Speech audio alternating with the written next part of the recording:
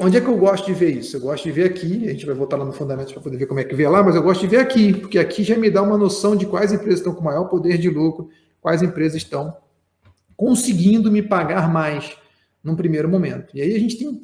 O poder de lucro é a base, eu diria que é quase a base aqui do nosso BI, tá? A gente chega nos números para poder chegar nesse poder de lucro, porque é o poder de lucro que diz se a empresa pode ou não pode pagar dividendo, se ela pode ou não pode crescer esses lucros no futuro e tudo mais. E até mesmo o próprio valuation é baseado nisso.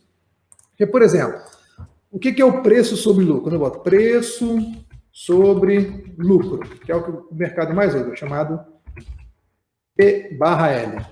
O pessoal chama de PL, né? É um nome ruim, PL, porque PL é patrimônio líquido e acaba confundindo tudo. Então, o preço sobre lucro é você pegar o preço e dividir pelo lucro. Então, o problema é que quanto menor esse número, teoricamente, melhor. Menor, melhor. Só que não pode ser negativo. Porque se for negativo, aí já muda totalmente. Já vira quanto maior, melhor. Que maior e negativo é o número que é menos negativo, né? Então é uma coisa até difícil de pensar. Porque como o preço nunca é negativo, se esse número for negativo, essa razão, ela só pode ser porque o lucro é negativo. Aí começa a dar uma confusão na cabeça da pessoa. Então a empresa, eu vou mostrar aqui o que acontece, ó. Quero fazer uma relação, igual eu botei lá, preço sobre lucro é o melhor indicador para você saber se a empresa está cara ou está barata no primeiro momento, com certeza. Só que, se eu disse que os menores são melhores, eu quero botar o menor primeiro aqui. Aí aparece um monte de empresa aqui com número negativo. Então, essas empresas são as melhores, elas estão mais baratas? Não. Porque elas têm números negativos, então ela tem lucro negativo. Ou seja, a empresa dá prejuízo. E prejuízo não quer bom. E aí, se a empresa dá prejuízo e eu quero saber quais são as melhores empresas, eu preciso começar a pegar daqui, ó. Pronto, ó, 0. Aí aqui em algum momento, opa, começou a ter empresa positiva aqui. Ou seja, teoricamente as melhores empresas são Azevedo, MET, quer dizer, MWT, a CRB, a PA, tem empresa que eu nem sei que empresa que é essa direito, a Companhia de Participações Aliança da Bahia, tem umas empresas assim meio, são muito pequenas às vezes, né? A gente às vezes nem olha muito para elas, mas são empresas que já estão até um certo tamanho considerável, né?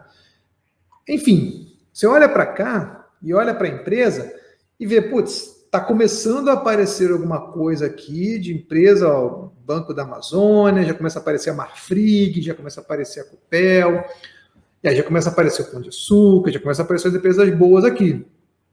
Então, beleza. O que é a empresa, então, que eu digo que é barata? Essa empresa que tem um poder de um preço sobre lucro baixo.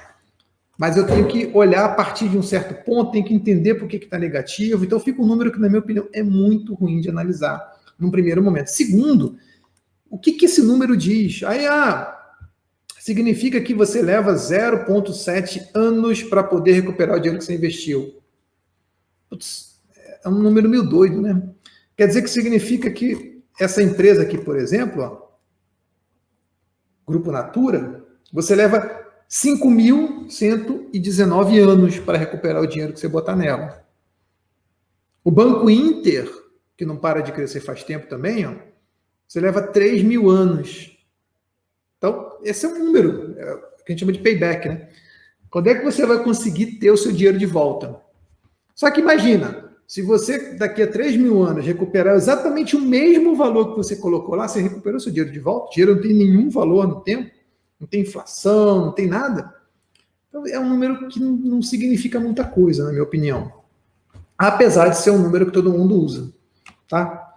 Você vê que a própria Magazine Luiza disparou sua cotação recentemente, nos últimos anos, está com 223, enquanto o Banco Inter está 3.000.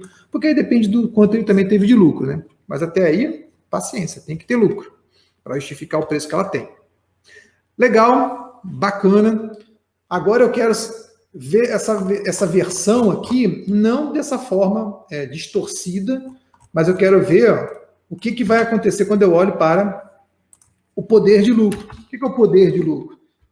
Quando eu faço o lucro sobre o preço, o que eu tenho é o poder de lucro, que o pessoal chama de earnings yield. Tá? O que é o poder de lucro? é o quanto que a empresa consegue me retornar de lucro, dependendo do valor que eu estou colocando. Então, nesse caso, quanto maior, melhor. Porque se o número for negativo, ele é menor. E se é menor, é pior, pronto.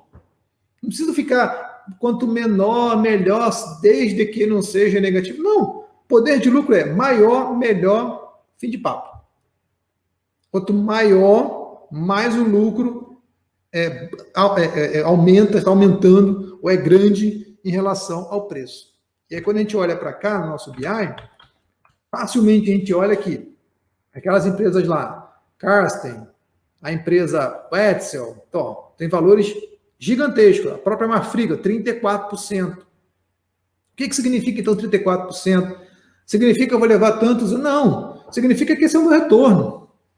Se eu colocar um dinheiro lá hoje, teoricamente, por ano, ela me retorna 34%. É isso. Ah, mas quanto ela paga dividendo? Aí são outros 500, porque dividendo é a escolha da empresa de distribuir ou não o seu lucro. Você, dono de uma padaria, de uma banca de jornal, de uma concessionária, de uma contabilidade, de qualquer coisa.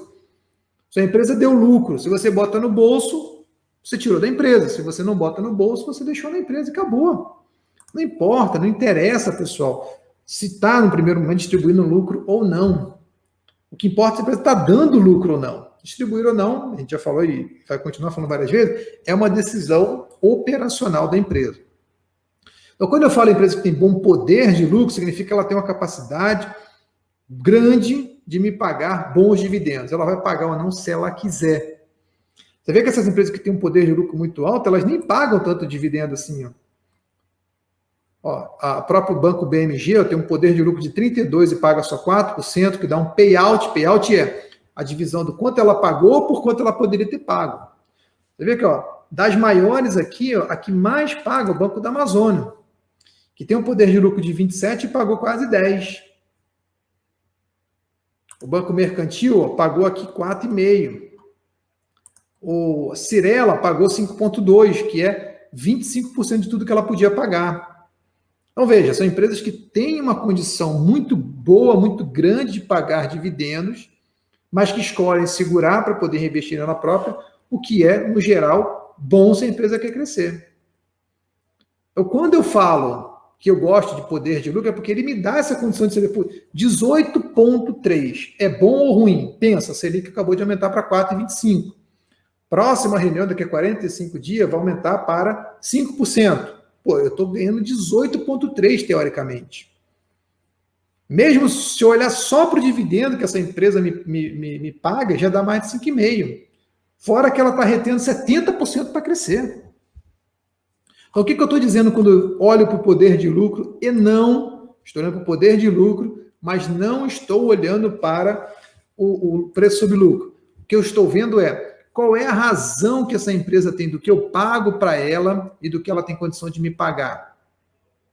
E qual é a razão que essa empresa tem entre o que ela pode me pagar e o que ela pode pagar para o acionista majoritário, por exemplo, aquele cara que comprou lá pelo preço do patrimônio líquido. Você vê que o ágio que eu estou pagando aqui, o que é o ágio? É essa relação aqui, do preço sobre valor patrimonial. O que é o preço sobre valor patrimonial? A empresa está valendo X no mercado, mas o seu balanço diz que ela deveria valer Y.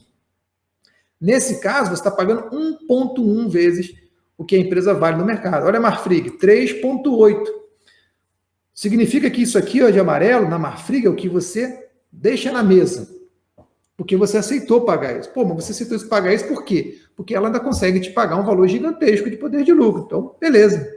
Agora, a Rapt, você quase não deixa nada na mesa. Porque ela ainda consegue te pagar um valor gigantesco. Já tem empresa que tem um bom retorno, mas por esse valor ser muito alto, a própria Taurus é um valor aqui meio exorbitante, vou botar aqui, por exemplo, a Taesa. A Taesa tem 37% de retorno sobre o patrimônio líquido. Olha esse funil aqui no meio. Como ela faz um funil, quer dizer que você está pagando 2,1 vezes o preço dela de patrimônio líquido, ela só te paga ali 18%, que já é um valor bacana. Ela não quer distribuir tudo, ela quer distribuir só 30%, paga 5,6 dividend yield, que também é um valor bacana.